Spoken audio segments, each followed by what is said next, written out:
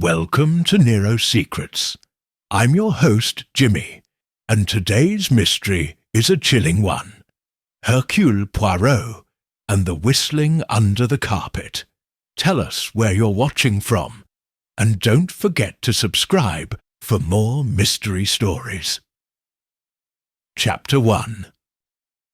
The Sound That Shouldn't Be There, the 17 Club, situated in the quiet exclusivity of Mayfair, was a place where secrets were hidden behind cut glass, and whispers drifted quieter than the tea service.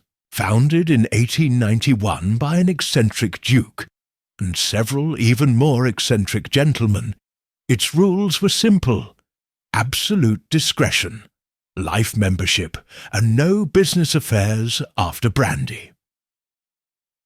On the night of the crime, the club was adorned with the sobriety that only British tradition could justify.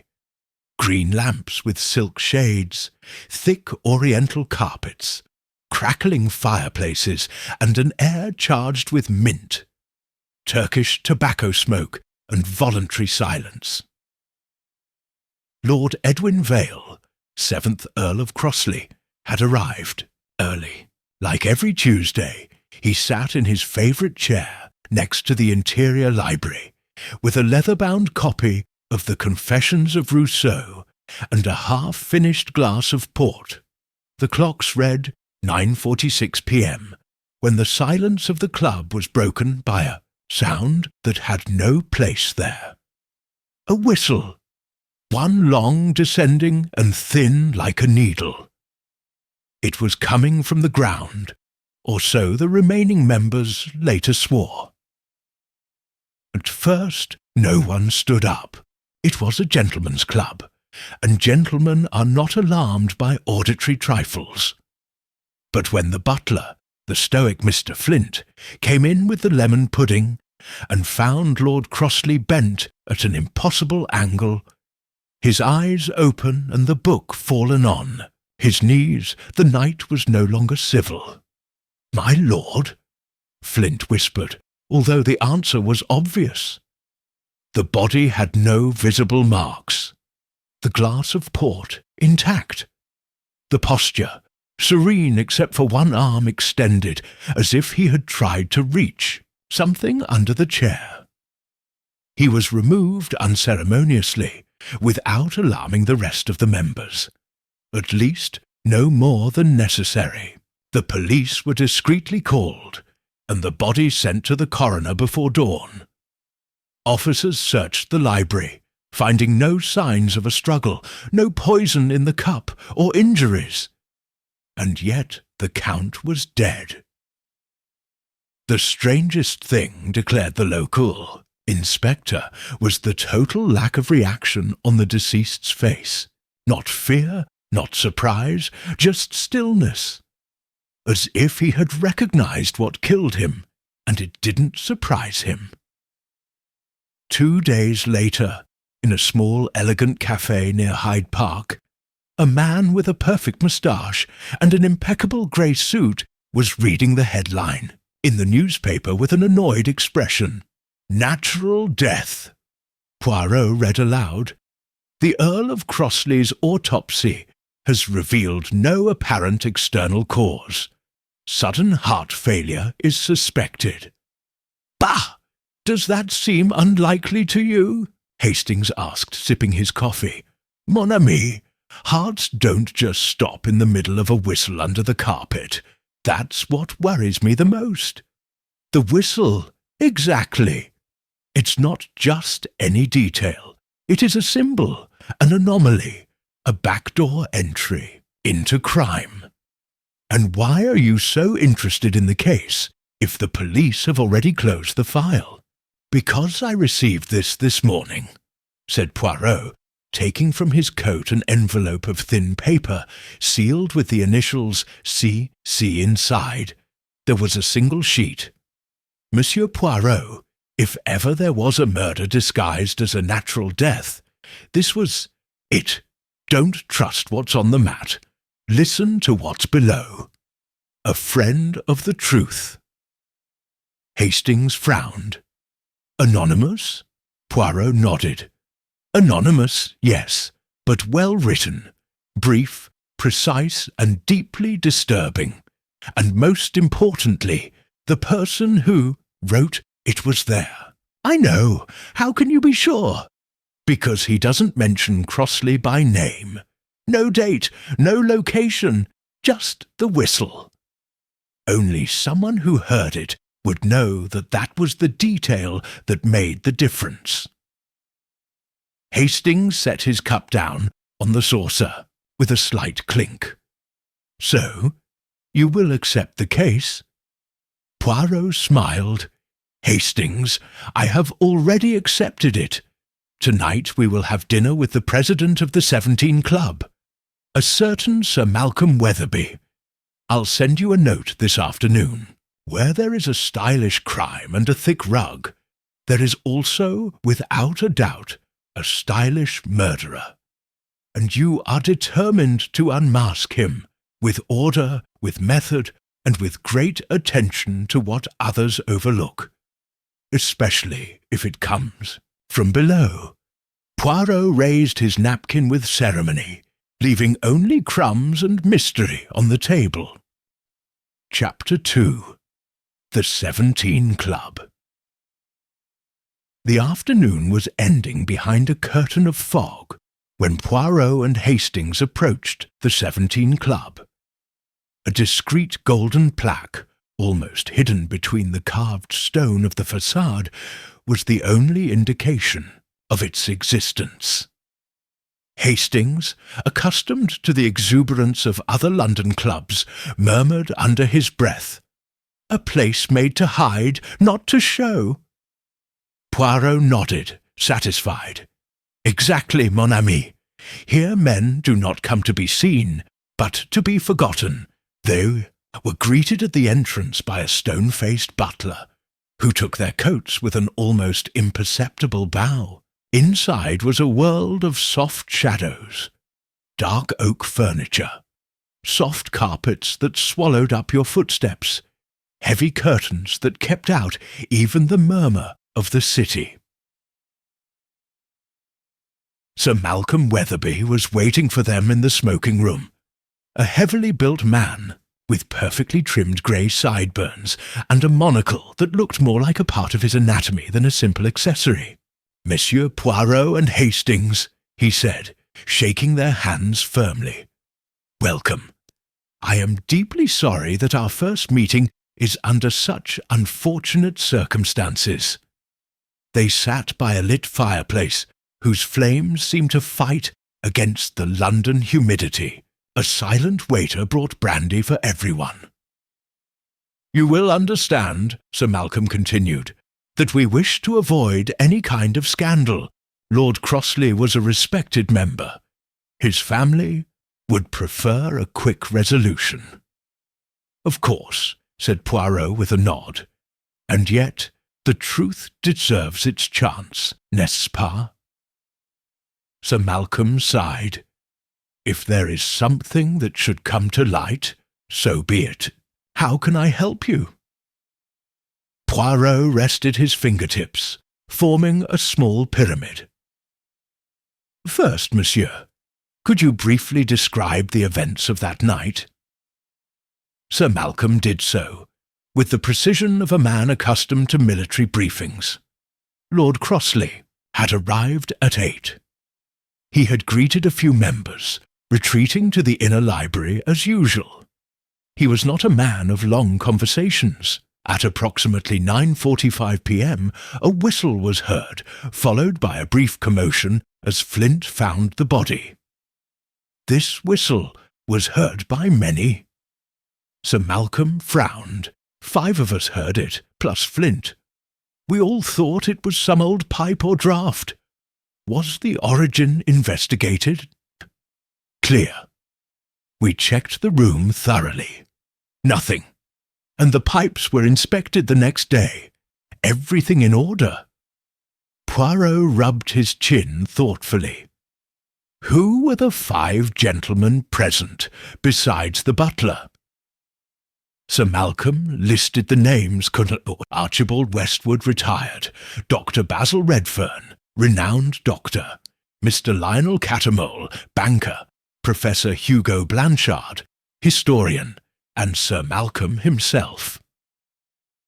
Poirot memorized the names quickly. A distinguished group, he murmured. Each one more respectable than the last, Mr. Poirot. I highly doubt any of us were involved in anything improper. Poirot smiled softly.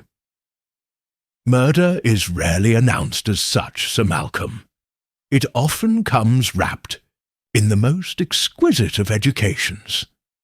A pause settled between them, interrupted only by the crackling of firewood. Poirot let the silence take its effect before asking, was there anyone else in the library that day? Any staff members? Any exceptional visitors? Sir Malcolm shook his head. Only the members, as always. The library is exclusive. Not even the service comes in, except to serve drinks or replenish books upon request. Poirot nodded, satisfied.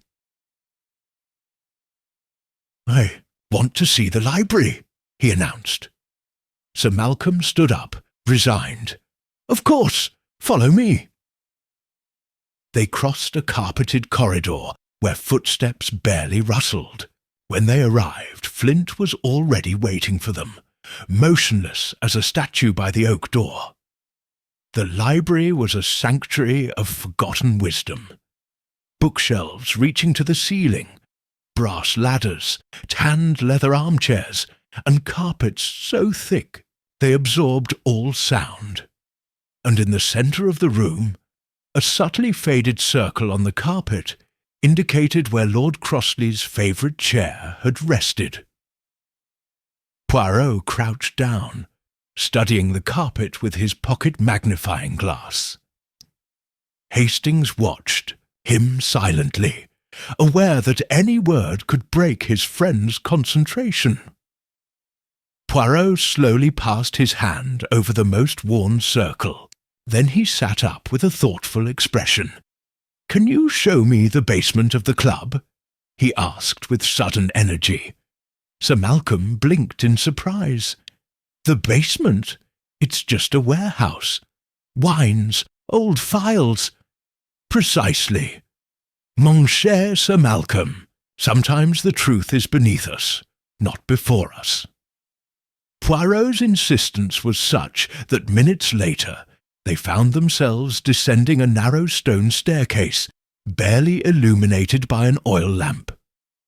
The basement was a cavern of humidity and dust, shelves of cases of wine, leather-bound documents, and in one corner, under the section directly aligned with the library, a rudimentarily sealed little window.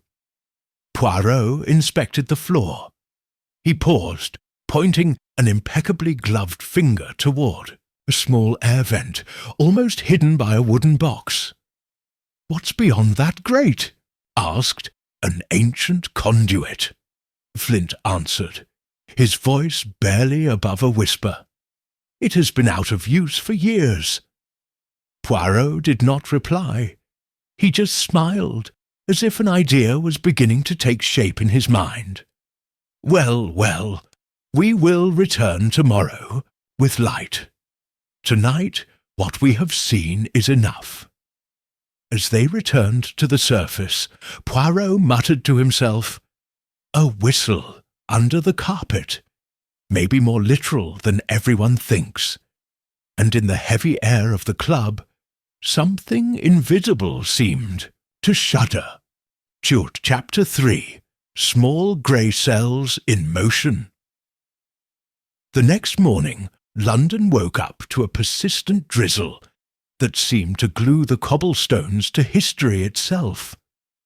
Poirot, impeccably dressed as always, was carefully examining some plans spread out on the outer table in his apartment. Hastings, with his half-finished cup of tea, watched in silence. "Plans of the 17 Club?" he ventured. "Correct, mon ami. discreetly purchased this morning. It is essential to understand not only what happened, but also the where and the ours." Poirot was pointing his finger at a particular section. The library, situated just above a sealed former service corridor. That connection couldn't be mere coincidence. "Are you implying that someone used that passage?" "Insinuate, no. Ask, yes. Hastings, in well-executed crimes, the details that seem inactive are often the most active." They quickly gathered themselves and set out for the club, this time armed with small flashlights and a prior request to thoroughly inspect the basement. Sir Malcolm, although visibly uncomfortable, did not refuse. Flint led them back underground. This time Poirot did not stop at the grate. Instead, he asked to examine the stone walls around. Hastings raised an eyebrow, taken aback, but did not interrupt. Poirot tapped the wall for several meters. A dull, regular sound, until at a specific point, just behind a displaced shelf, the echo changed. It was hollower, more resonant. "Ah, voilà," murmured Poirot, his eyes shining. With Flint's help, they moved several boxes, revealing a hidden trapdoor, so old that it was barely distinguishable from the surrounding masonry. It was locked with an old rusty padlock. "Do you know this trapdoor, Monsieur Flint?" asked Poirot. "No, sir. I've never seen it open." Poirot touched the lock with his cane, appraising it. "Old, yes, but not as old as he looks. The brands are recent. It was recently manipulated." Hastings crouched down to take a closer look. "Do you think someone entered or left here on the day of the crime?" Poirot did not answer directly. He just smiled. "It is a possibility that deserves to be explored, but patience, mon ami. Let's not advance the conclusions. The little grey cells. They require evidence, not just intuition." Without picking the lock, Poirot straightened up with a satisfied expression.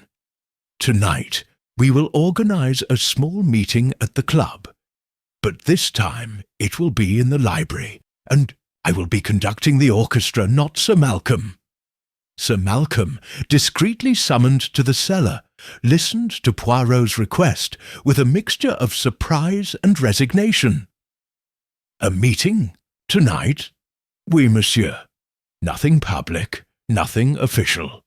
Only the gentlemen who were present the night of the death. I wish to observe certain reactions." Sir Malcolm, after a brief hesitation, accepted. "I'll make the arrangements." The evening soon fell, and the 17 Club once again dressed in shadows and murmurs. In the library, 5 armchairs were arranged in an imperfect semicircle, like the spokes of a truncated wheel. Flint, following strict instructions, simply poured brandy, and then discreetly retired. Poirot stood by the fireplace, his hands crossed behind his back. Hastings in the corner watched intently, feeling part of a silent theatre. The 5 knights arrived one by one. First, Colonel Westwood, a robust man with a trim moustache and a martial walk. His greeting was brief and courteous. Then Dr. Redfern, thin as a scalpel blade, with dark eyes that seemed to weigh each word before he spoke it. Mr. Catamole arrived accompanied by a faint aroma of expensive tobacco and a slight tremor in his fingers, which he hid poorly. Professor Blanchard, somewhat dishevelled but sharp in his gaze, closed the line. Sir Malcolm, last to arrive, took a seat at the end, symbolically marking his distance as host. Poirot smiled kindly at them. Gentlemen, I appreciate your presence. This meeting does not seek to disturb, but to clarify. I simply ask you to remember for me, with the greatest precision, everything you remember from that night. A loaded pause. Then, one by one, they began to talk. Colonel Westwood recalled the sound of the whistle, which he compared to a steam escape and Flint's reaction. Dr. Redfern insisted it was an unimportant acoustic phenomenon. Mr. Cattermole said little, muttering that he thought it was a poorly closed door. Professor Blanchard, more observant, mentioned that the whistling seemed to come from far below, as if the house itself were sighing. Poirot listened to everything without interrupting, nodded from time to time, and barely took notes. He observed more than he noted, how they crossed their arms, how they looked away, who was sweating, who seemed too relaxed. Finally, Poirot took a step forward. One last question, monsieur. Do you remember any particular smell in the library that night? Anything unusual? An almost electric silence fell over the room. It was Professor Blanchard who broke the moment. Now that you mention it, yes, a slight metallic smell, like rust or burned cables. I thought it was coming from the chimney. Poirot bowed his head, pleased. Très bien. That observation is most interesting, Mr. Blanchard. He said goodbye politely, leaving everyone with a vague concern that was difficult to name. When Poirot and Hastings left the club, the London fog had thickened. Poirot, putting on his hat with mathematical precision, murmured, "The murderer, mon cher Hastings, made a mistake that night. And tonight he committed another." Hastings looked intrigued. And which one was it? Poirot smiled enigmatically. He'd refused to take a deep breath when I reminded him of the smell of death. The fog enveloped them, leaving only echoes of truths yet to be revealed. Chapter 4. A Carpet That Hides Shadows. The next morning, Poirot got up early, something that always indicated that his little grey cells were working at full speed. Hastings, still drowsy, found himself quickly drawn into a new expedition. "Where are we going now?" he asked, yawning, while Poirot adjusted the fold of his handkerchief with pinpoint precision. "To London's most reputable supplier of Oriental rugs, Hastings. If one wants to understand a crime, one must begin by understanding the crime scene." Half an hour later, they were in a shop scented with incense and dyed wool, surrounded by hanging tapestries and rugs rolled up like ancient scrolls. The owner, an old Persian with a face wrinkled like tanned leather, received them with a deep bow. Poirot explained his interest in the specific carpet in the 17 Club library, showing a photograph that Flint, much to his chagrin, had provided. Them. The old man examined the image and murmured, "Yes, Isfahan carpet, handmade about 40 years ago. Tight knots, very valuable." But he stopped, frowning. "But what?" Poirot pressed, leaning forward. "This section here," the man said, pointing to the area where Lord Crossley had been found, "shows atypical wear, too uniform, as if it had been altered or manipulated recently." Poirot nodded his thanks, and, an hour later, both men were once again standing before the imposing entrance to the club. Sir Malcolm, increasingly tense with their presence, allowed them one last access to the library under the condition that they be discreet. Flint, ever efficient, escorted them silently. Poirot walked slowly around the room, his eyes scanning every inch. Suddenly, he knelt next to the discoloured area of the carpet. Hastings held his breath as he watched Poirot feel the edges with meticulous gentleness. With a precise movement, Poirot slid his fingers under the rug in a specific spot and pulled lightly. A creak answered. The rug was lifted just a couple of centimetres, revealing something hidden beneath. A small wooden trapdoor neatly fitted into the floor. Hastings gasped.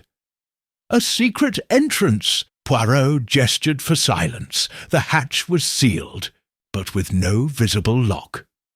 With a delicate twist of his cane, Poirot managed to force the opening. A faint, metallic, rancid stench permeated the air, reminding Hastings of Professor Blanchard's comment the night before. Poirot did not open at all. He only inspected the edge, like a doctor taking the pulse of a dying patient. "What do you think is down there?" Hastings whispered. "A poorly executed piece of theatre, Hastings. A poorly drawn curtain. But we won't lift it yet. No, not yet." Poirot carefully left everything as it was and stood up, cleaning the non-existent wrinkles from his suit. "Tonight," he said, "we will call a second meeting. But this time it will be different. This time we'll set a trap." Hastings, aware of his friend's stratagems, smiled nervously. "What kind of trap?" Poirot did not respond immediately. He simply adjusted his tie in the reflection of a nearby display case, as if the symmetry of his knot were an essential part of the plan. A trap for psychology, mon ami, not for the feet. That afternoon, invitations were discreetly sent to the same 5 gentlemen, requesting their presence at a final discussion about the events of that evening. The appointment, the library, at 9 o'clock. The news spread among them like a poisonous rumour. Hastings, tasked with observing from afar, noted how Colonel Westwood murmured something under his breath to Sir Malcolm in the hall, how Dr. Redfern avoided meeting anyone in the corridors, how Catamol ordered a stronger brandy than usual in the club bar, and he found Professor Blanchard looking for a long time at the library carpet as if he were trying to remember something he had lost. Poirot, meanwhile, remained in his rented room inside the club, mentally reviewing every word, every reaction, every subtle inconsistency he had noticed in the interviews. When the clock struck 8, Poirot called Hastings. "It's time, mon ami." They walked down the silent hallways together, the wallpapered walls absorbing each step. Poirot, like a general advancing towards the final battle, walked with the precision of a metronome. In front of the library door, they stopped. Poirot raised a hand to touch the knocker, but did not lower it immediately. He turned to Hastings. "Tonight, one of them will make a mistake, Hastings. The kind of mistake no perfectionist assassin can avoid when he feels the noose tightening." Hastings swallowed, nodding. Poirot struck 3 times with a dry, authoritative rhythm. The door opened. Inside, the 5 knights waited, sitting under the dim light of the green lamps, like chess pieces unaware that they had already been checked. And in the centre of the room, the carpet seemed to breathe with a secret that would soon be forced to speak. Chapter 5. The Echo of an Error. The atmosphere inside the library was dense, charged with almost palpable tension. The flames in the fireplace flickered silently, casting long shadows across the faces of the 5 gentlemen seated in a semicircle. Poirot, walked slowly towards the centre of the room, his patent leather shoes making a soft creak on the thick carpet. Hastings closed the door behind them, as if sealing the fate of everyone present. "Messieurs," Poirot began with his usual courtesy, although his voice carried an edge that did not go unnoticed. "I have requested your presence this evening to solve once and for all the mystery of Lord Crossley's death." Nobody responded. Each man seemed trapped in his own version of nervousness. Colonel Westwood drummed his fingers. Dr. Redfern played with his pocket watch. Catamole avoided eye contact. Blanchard nibbled on a fingernail almost imperceptibly, and Sir Malcolm kept his face impassive, although his eyes gleamed with concern. Poirot continued, "Before we begin, I want to give a small demonstration." With precise movements, he approached the centre of the carpet, just above the area that covered the hidden trapdoor. With an almost theatrical gesture, he crouched down and slid his fingers under the faded edge. This time, without hesitation, he lifted the trapdoor, revealing a dark, dusty opening.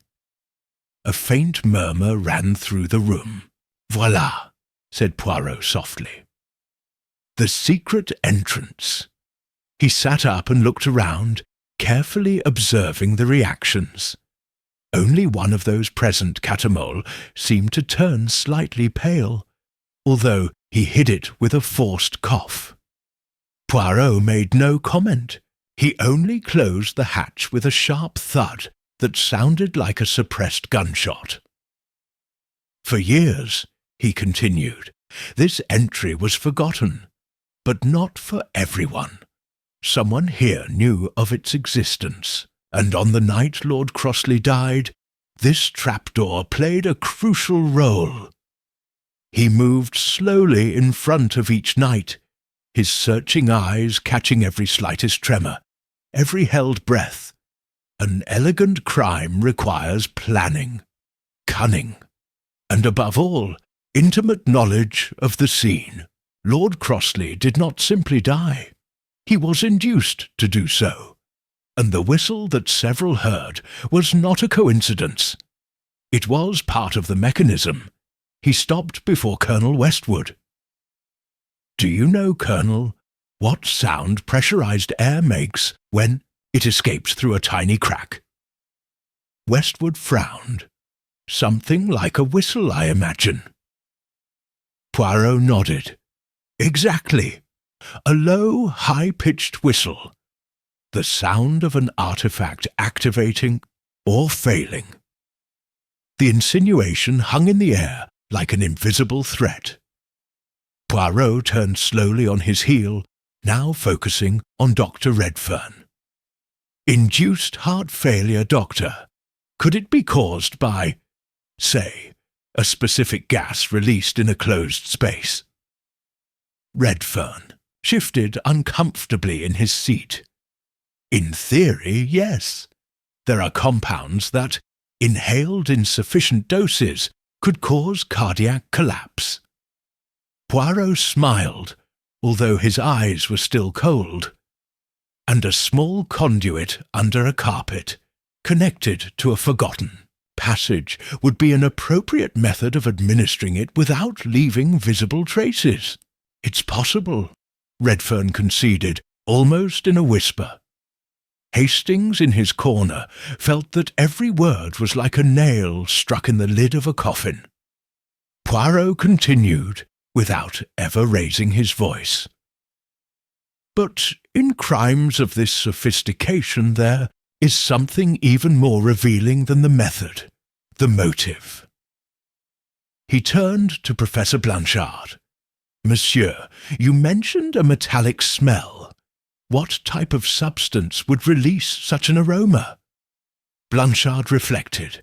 "Some chemical compounds, metal oxides, maybe an adapted industrial gas."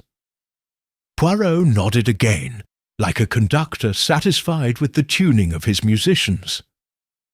And now, messieurs, allow me to be even more specific. He approached the chair where Lord Crossley used to sit, and with great delicacy removed from his pocket a small piece of corroded metal pipe, protected in an evidence bag. "This was found this afternoon," he announced, "inside the duct hidden under the trapdoor. A rudimentary device, but effective. A slow-release device." A deadly silence invaded the library.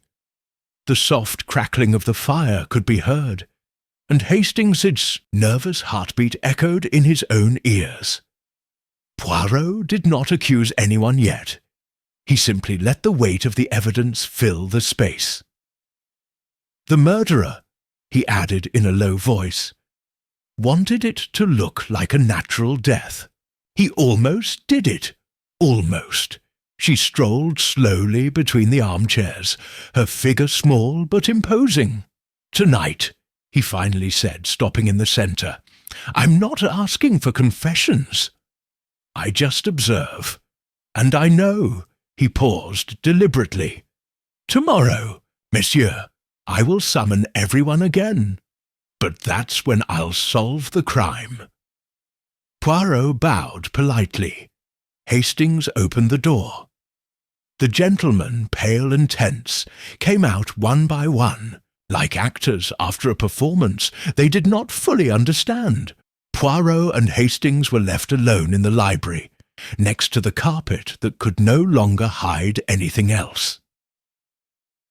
"Hastings," said Poirot in a low voice, "now all we have to do is wait. The culprit has already shown the first sign of fear. The next will be his downfall." And as the door closed with a soft whisper, Poirot stood looking at the hidden trapdoor, as if he could already hear the footsteps of justice approaching. Chapter 6. A Restless Night. The 17 Club, usually a refuge of silent dignity, seemed to breathe differently that night. The corridors smelled of old damp, and the pictures on the walls seemed to observe the members with an accusatory solemnity. Poirot and Hastings had decided to remain at the club, settling in a discreet guest room. Although the accommodation was comfortable, Hastings could barely sleep. He stirred restlessly, wondering which of the men, respectable to the naked eye, had hidden such a refined crime. As soon as dawn broke, Hastings found himself in the small, common living room, leafing through a newspaper without really reading it. Poirot, as always impeccably composed, came down shortly afterwards, his expression serene, but his eyes sharper than ever. "Mon ami, today is a crucial day," he announced as he poured himself a black coffee. "The murderer knows that time is against him, and fear. Ah, Hastings, fear reveals more than guilt itself." "Do you think he will do something?" Hastings asked, putting down the newspaper. Poirot smiled with a twinkle in his eye. "I don't believe it, I know." Before Hastings could ask more, a tap on the door announced the arrival of Flint, the butler. "Excuse me, gentlemen," he said with his usual neutrality. "Sir Malcolm requests your presence in his private office." Poirot rose with calculated grace. "Alors, let's listen to what Sir Malcolm has to tell us." Sir Malcolm's office was a sanctuary of dark mahogany and polished leather. Legal books, military treatises, and framed photographs of official meetings decorated the walls. Sir Malcolm, standing at his desk, looked more tired than the day before, as if the night had drained some of his vital energy. "Mr. Poirot," he said directly, "I have been reflecting. I cannot allow the name of this club, nor that of its members, to be dragged down by a public scandal. Are you absolutely sure that this cannot be resolved discreetly?" Poirot, undeterred, took a seat opposite him. "Monsieur, believe me, I hate scandal as much as you do, but justice, although sometimes discreet, demands to be served." Sir Malcolm pressed his lips into a thin line. "Couldn't you just suggest that Lord Crossley's death was a misfortune without needing to elaborate?" Poirot intertwined his fingers. Chapter 7. The Seed of Doubt. Dusk enveloped London in muted shades of grey and purple, as Poirot and Hastings descended again towards the library of the 17 Club. This time, the meeting had not been solemnly announced. No, it was, according to the note sent by Poirot, a simple courtesy meeting to share final observations. The type of meeting that, by its very informality, disarmed the defences of the most cautious men. The library was arranged almost identically to the night before. The green lamps, the carpet that could no longer hide its secret, and the circle of armchairs that were reminiscent of an improvised court. One by one, the suspects arrived. Colonel Westwood, with his stiff walk and hardened face. Dr. Redfern, cold and analytical as always. Catamole, visibly pale, avoiding any direct gaze. Professor Blanchard, restless under his dishevelled appearance. And finally, Sir Malcolm, with his carefully maintained composure. Poirot, like a master of ceremonies, received them with discreet smiles and courteous gestures. "Messieurs," he began, "I have not summoned you for accusations or interrogations. Tonight, I just want to pose a hypothesis. An interesting hypothesis." The men exchanged awkward glances. Poirot walked slowly around the room, his hands crossed behind his back. "Suppose," he said softly, "that Lord Crossley's death was not natural, which was carefully orchestrated, that a device was used to induce cardiac collapse by releasing an invisible gas, that this device was hidden under our feet, taking advantage of an ancient forgotten passage." He stopped in front of Crossley's chair, as if conversing with the Earl's ghost. "And suppose," he added, "that the murderer was someone who not only knew of the existence of this passage, but also had something to gain by eliminating Lord Crossley." A heavy silence fell over the room. None of the gentlemen spoke, but their bodies told other stories. Tense postures, averted glances, held breaths. Poirot, without changing his tone, dropped his first trap. "This morning I received an anonymous message," he announced. "A message suggesting that one of you was seen near the library before the body was discovered." A nervous murmur ran through the group. "That's absurd!" Colonel Westwood burst out, too quickly. Poirot cocked his head. "Why would it be, Colonel, if no one has been considered a suspect so far?" The Colonel slammed his mouth shut. Poirot continued, with the gentleness of a needle sliding under the skin. "The testimony claims to have seen a shadow, a figure moving towards the library from the East Wing corridor. Hastings, from his corner, watched fascinated as the atmosphere changed minute by minute. It was like watching the surface of a lake ripple under an invisible wind." "Who was it?" Dr. Redfern asked, his voice low but tense. "I won't say it yet," replied Poirot. "I want to give you the opportunity to speak first." Voluntarily, nobody moved. Well, said Poirot, shrugging his shoulders with feigned indifference. "Then we will continue as if nothing has changed." He sat in an armchair, crossing his legs elegantly. "Let me share one more thought. The culprit made a serious mistake. He left traces, and soon, very soon, those trails will lead right to me."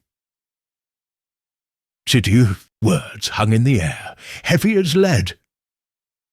For a few moments, no one spoke. Nobody dared, until, suddenly, Lionel Catamole stood up. "This is an outrage," he exclaimed. "I'm not going to stay here while baseless insinuations are thrown around." Sir Malcolm rose too, diplomatically.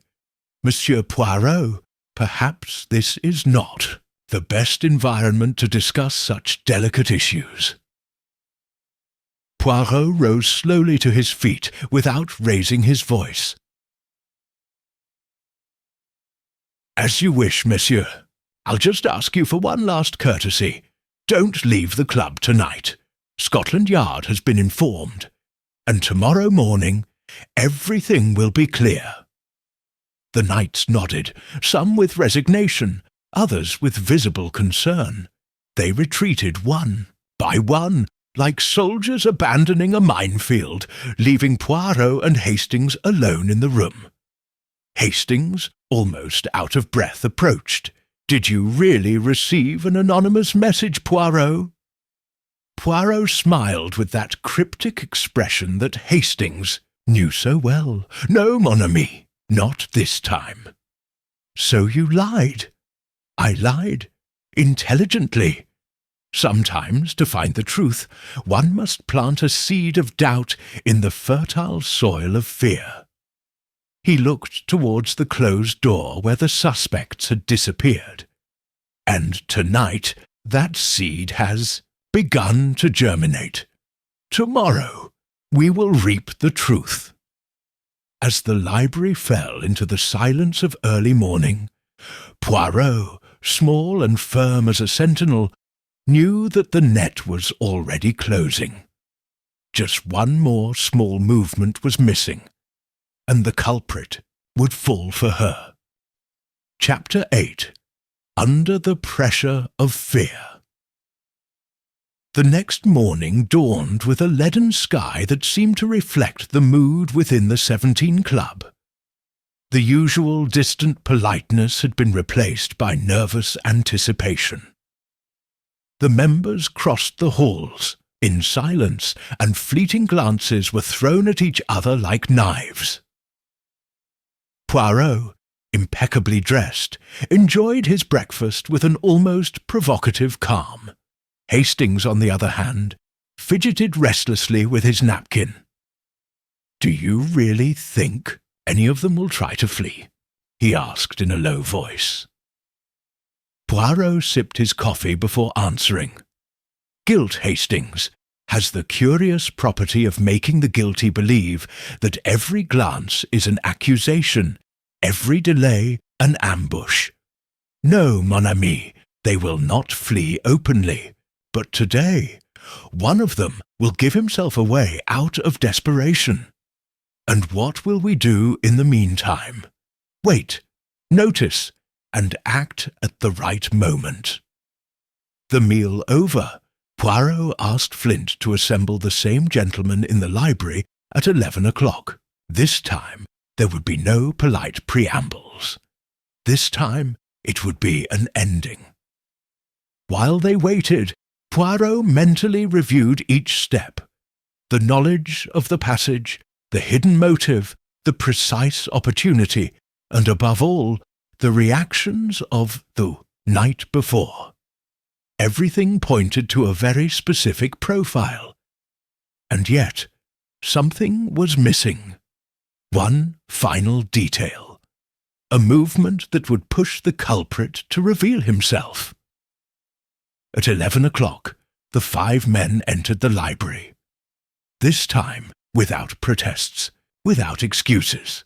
The solemnity of the moment chained them. Poirot did not sit down. He remained standing in the centre of the room. "Messieurs," he said in a serious tone, "I thank you for your punctuality. Today, as promised, I will reveal the truth behind Lord Crossley's death." He paused significantly, letting the tension thicken. "But before proceeding, I wish to make a simple request. Something small, trivial even." He took out of his pocket an object wrapped in a white handkerchief. A small, old, simple metal whistle. "I want each of you to blow this whistle," he said. "Just a moment. It is an experiment related to the acoustics of the club." The 5 men looked at each other confused. Colonel Westwood was the first to accept, although with visible suspicion. Breath. A sharp, brief sound tore through the air. He was followed by Dr. Redfern, then Professor Blanchard, and, reluctantly, Sir Malcolm. When it was Catamole's turn, the man paled noticeably. "Is it really necessary?" he asked, voice strained. "Absolutely," said Poirot, with implacable kindness. Catamole took the whistle with trembling fingers. He brought it to his lips, blew, and instead of the expected high-pitched whistle, just a weak, broken sound emerged. Poirot showed no surprise. He only nodded gravely. "Thank you, sir." He put away his whistle and turned to the group. "This little experiment teaches us something vital, that fear alters even the simplest acts. Blowing a whistle should be trivial, but not for a man whose mind is burdened with a crime." Catamole opened his mouth as if to protest, but Poirot raised a hand. "No, monsieur, don't interrupt. Not this time." He approached the fireplace, where a dim fire was still burning, and turned toward them, his face illuminated by the flame. "Last night I raised a question, and this morning I watched as that doubt blossomed into terror. Now I know who tampered with the trapdoor under the rug, who installed the gas release device, who, moved by reasons that will be revealed very soon, ended the life of Lord Crossley." The entire group tensed. Poirot smiled slightly. "But before naming him, I must complete a little research. One last detail that will put an end to any doubt." He bowed politely. "I ask you to remain in the club until further notice. Scotland Yard is, as you know, suitably informed." And without waiting for an answer, Poirot headed towards the exit, with Hastings on his heels. In the corridor, far from prying ears, Hastings exploded. "But Poirot, you have them cornered. Why not reveal it now?" Poirot walked briskly, with barely contained energy. "Because, mon ami, in every intelligent crime there is always a second layer. The murderer rarely acts alone on simple impulses. There are hidden stories, and I want to know the whole story before I point out. And where are we going now?" Poirot winked at him. "To the bank records office, Hastings, because in high society crimes, money always whispers louder than blood." As they walked out under the grey London sky, Hastings couldn't help but feel that the real revelation, the real betrayal, was still hidden under the invisible carpet of power and greed, and Hercule Poirot was determined to lift it. Chapter 9. Under the Radiance of Reason. The carriage moved slowly through the congested streets of London, as Poirot and Hastings headed towards the financial district. Outside, the traffic, the fog, and the constant clatter of hooves seemed to form a muffled symphony of impatience. Hastings, unable to contain his curiosity, finally burst out. "What do we expect to find in the bank records, Poirot?" The Belgian detective smiled, adjusting the lapel of his coat with mathematical precision. "Motive, mon ami. Always the reason. The crime may be elegant, the method ingenious. But without a clear motive, all effort comes to nothing." They arrived before a discreet grey stone building, whose anonymous facade hid the economic machinery that moved much of the London aristocracy. Poirot was received with the deference his reputation deserved. A few discreet references to Scotland Yard and the ongoing investigation were enough for a nervous young employee to guide them to a private office. Several dusty files waited on the table. "Here are the requested records, Monsieur Poirot," said the young man, adjusting his glasses.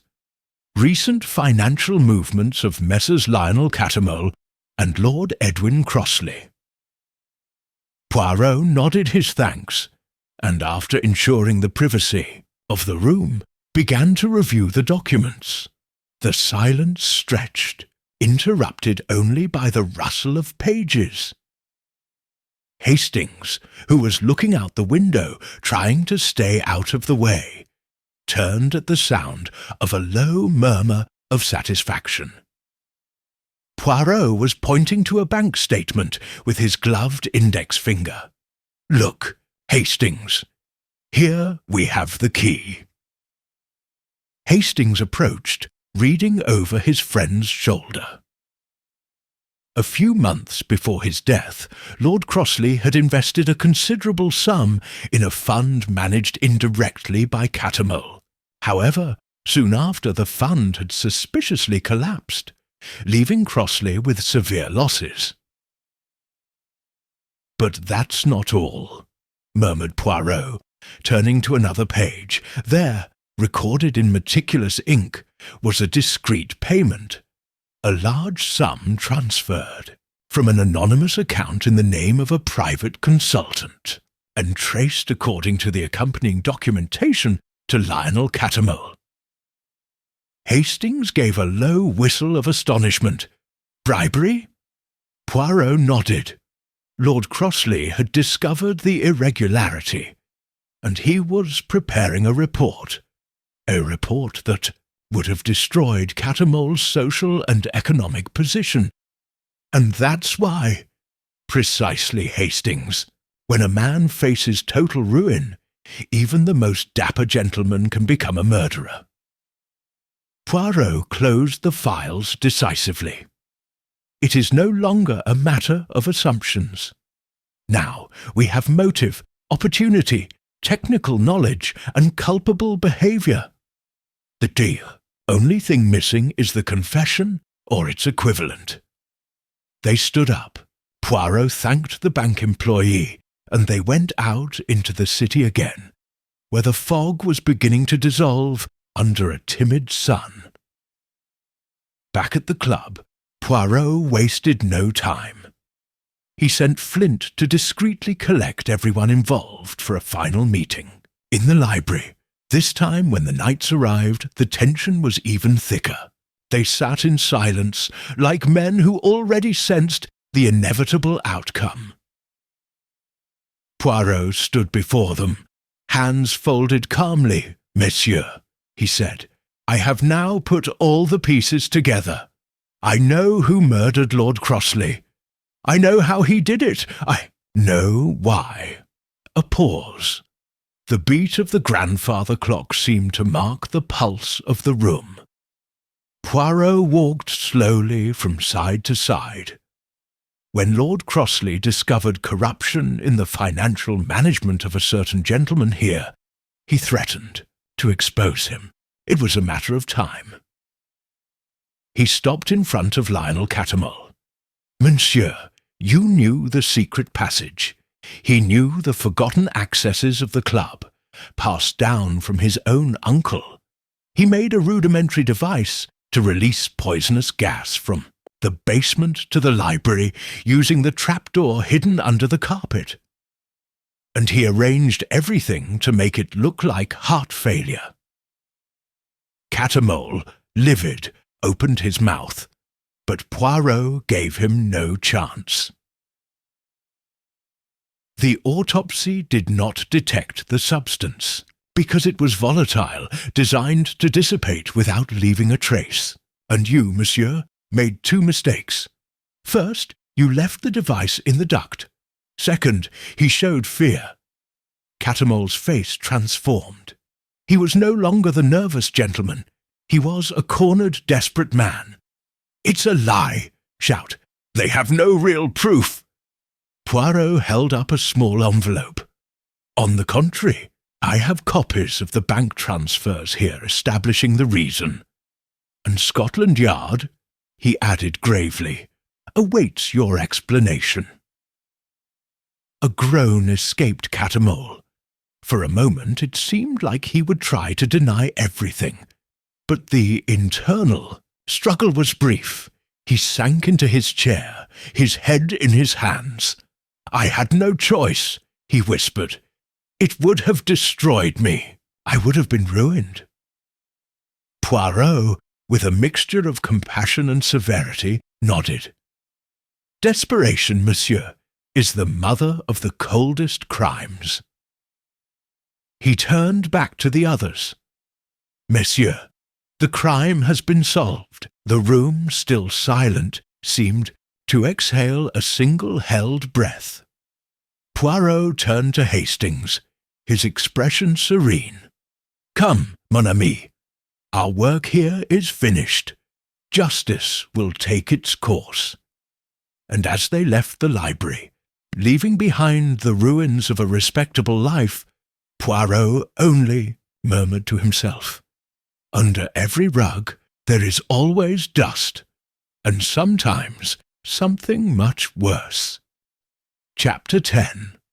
Justice Under the Rug. The next afternoon, the 17 Club looked quieter than ever. An atmosphere of mourning, not so much for the death of Lord Crossley, but for the even more painful loss of the illusion of invulnerability that its members had cultivated for decades. Lionel Catamole had been detained in the discretion of a back exit, escorted by Scotland Yard officers who understood the need to avoid public scandal. Even so, rumours were already meandering among the most closed circles of Mayfair. Rumours of betrayal, of greed, of murder disguised as misfortune. Poirot, sitting in his favourite armchair in the smoking-room, watched the crackling of the fireplace with a meditative expression. Hastings, standing at the window, broke the silence. "You always surprise me, Poirot," he said. "How you see things that no one else sees. I would have suspected the Colonel or the Doctor rather than Catamole." Poirot smiled softly. "The human mind, mon ami, is a scenario of great complexity. Guilt does not always show itself as we would expect. Some culprits become cold and methodical. Others tremble at the slightest hint." Hastings dropped into an armchair opposite him.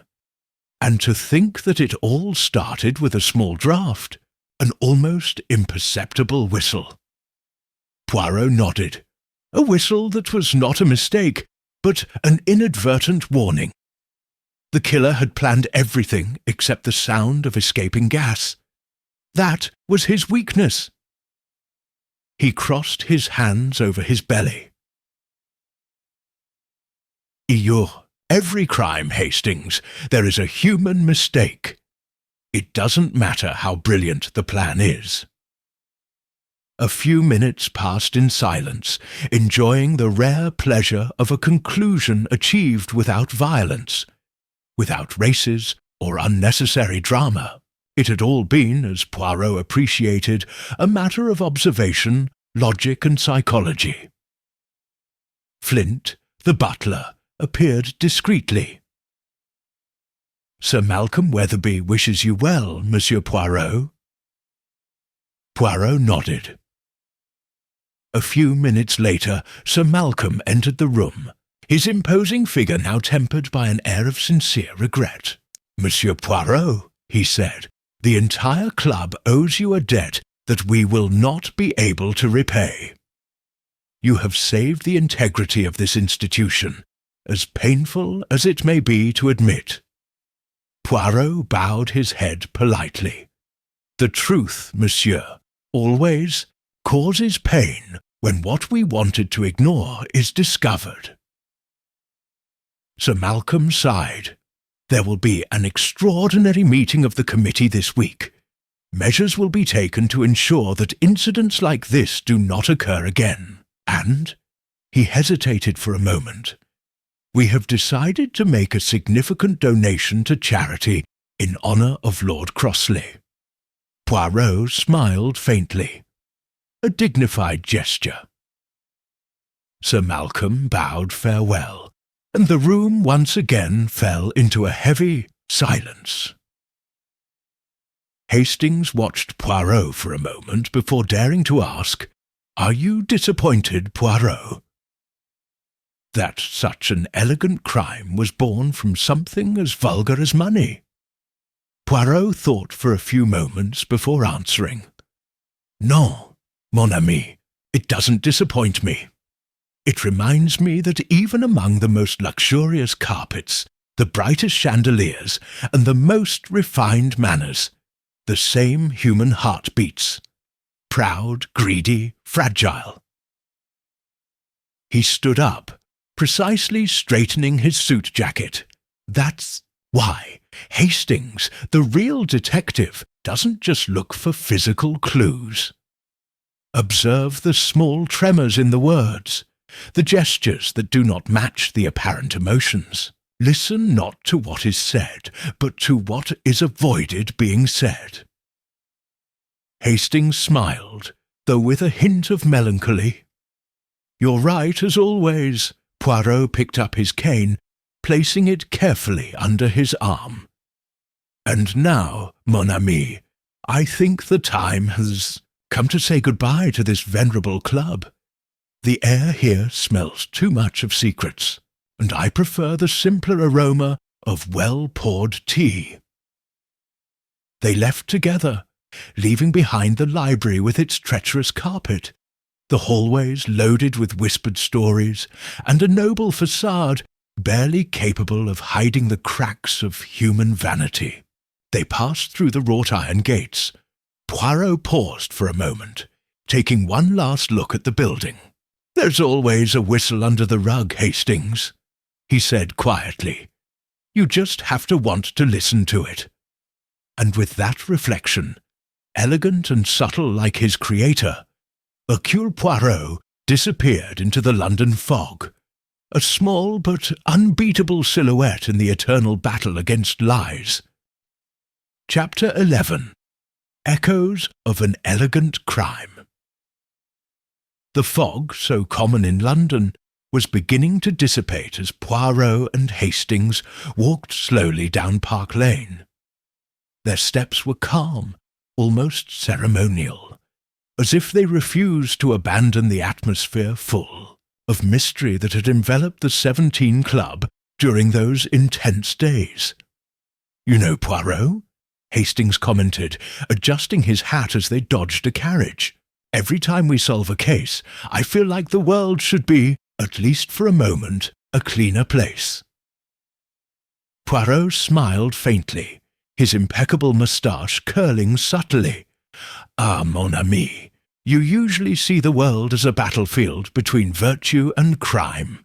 I, on the other hand, see it as a tapestry woven of human impulses. Crime never goes away. It just changes shape."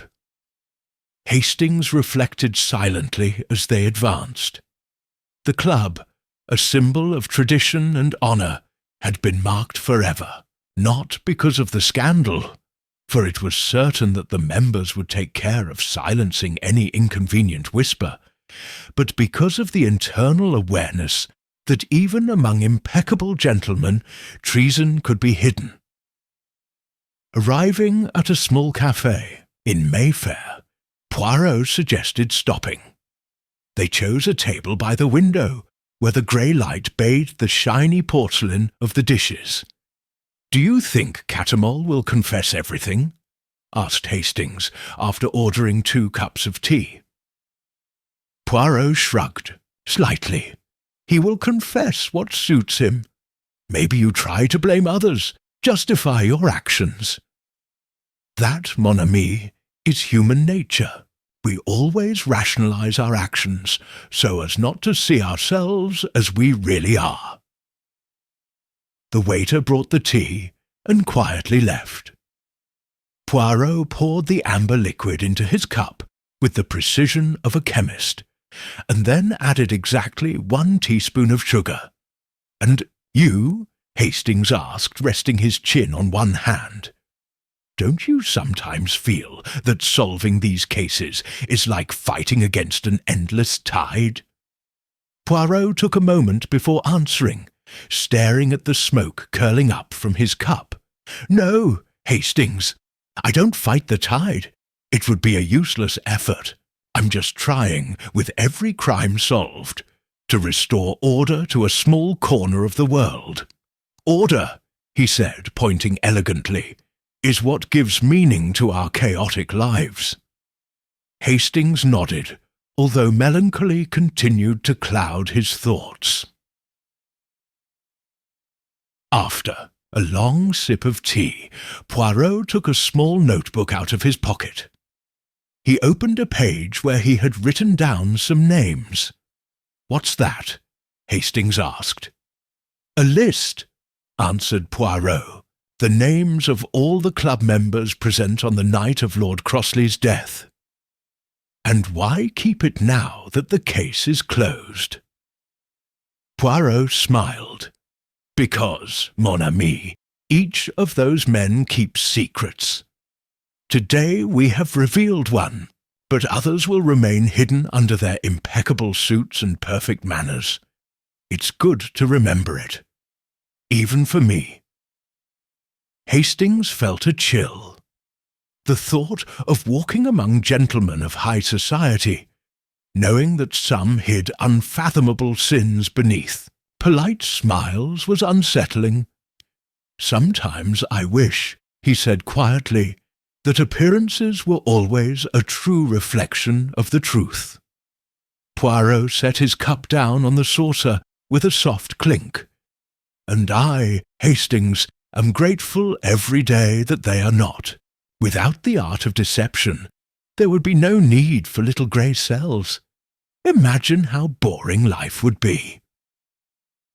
He laughed softly, almost childishly, and Hastings couldn't help but laugh too, although with resignation. After the snack was over, they went out into the streets again, where the fog had become a mere silver film over the city. Poirot walked with his hands crossed behind his back, his step small but sure. "What will you do now, Poirot?" Hastings asked, knowing that his friend rarely went long without an intellectual challenge. "Rest," answered Poirot. "Organize my thoughts. Maybe travel to the countryside. What do you say about a week in the south? Le soleil, les fleurs, tranquillity." Hastings nodded enthusiastically. "Sounds perfect. A little break from murders and puzzles." Poirot cocked his head in amusement. "Don't get your hopes up too much, Hastings. Sometimes the subtlest crimes flourish in the quietest places." He paused for a moment on a corner, watching the traffic hum in the distance, and when they do, he added quietly, "our little grey cells will be ready." With a last calm smile, Poirot resumed his pace, entering the luminous haze of London like a tireless sentinel in his eternal vigilance against the secrets that others would prefer to leave buried. Chapter 12. The Last Whistle. 2 days after the resolution of the case, Poirot and Hastings were walking through Mayfair again. The city, indifferent to the personal dramas that were being woven within it, continued its tireless rhythm.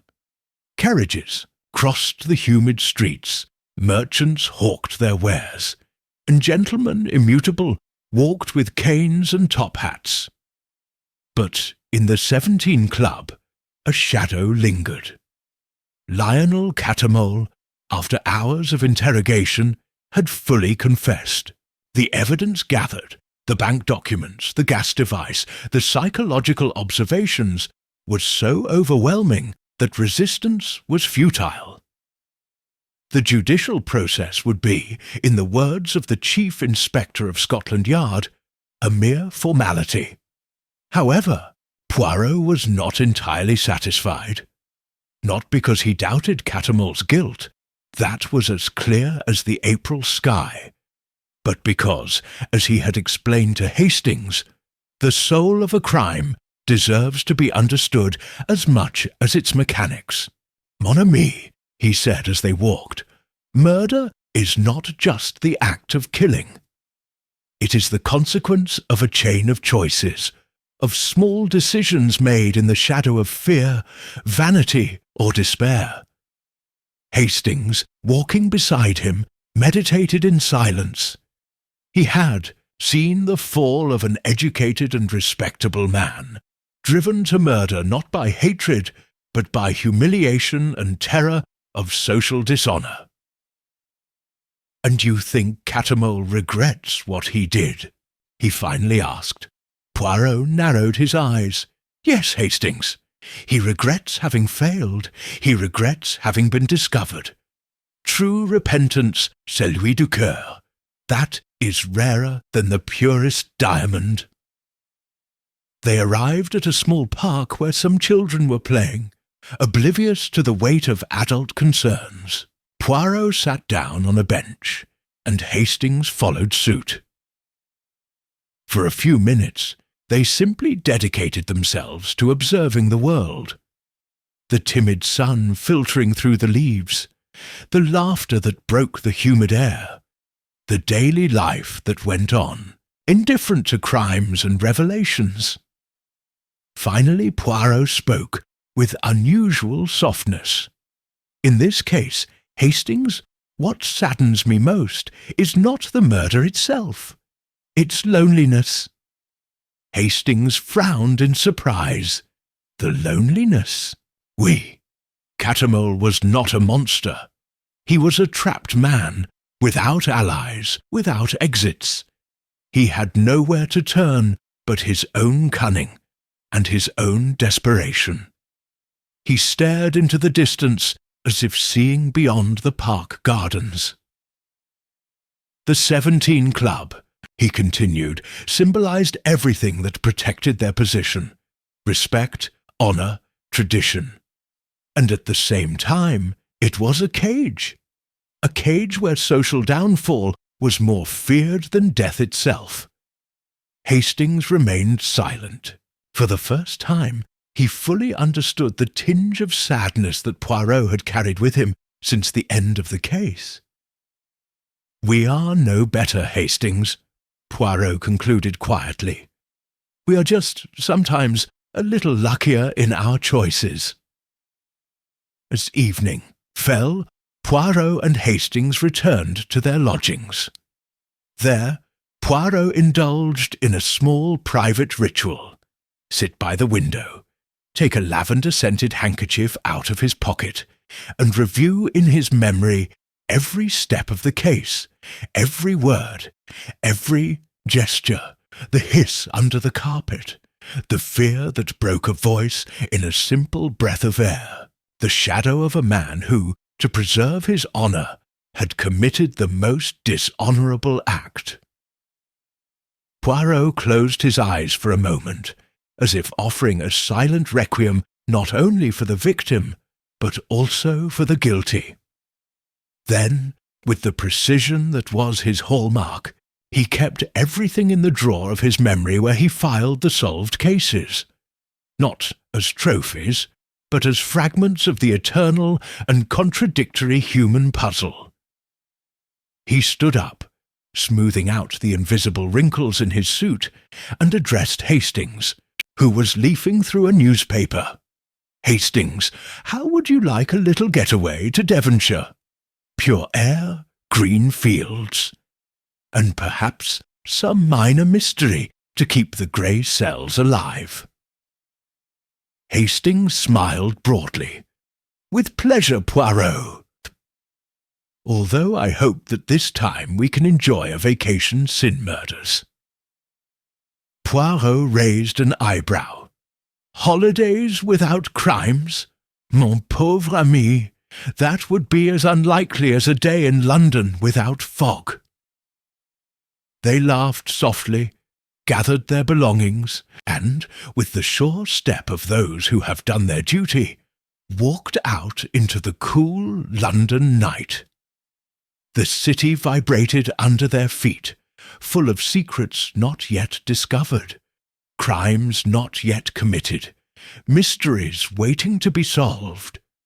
And among them walked the great little man with the impeccable moustache, Hercule Poirot, ready, always ready, to hear the next whistle under the carpet.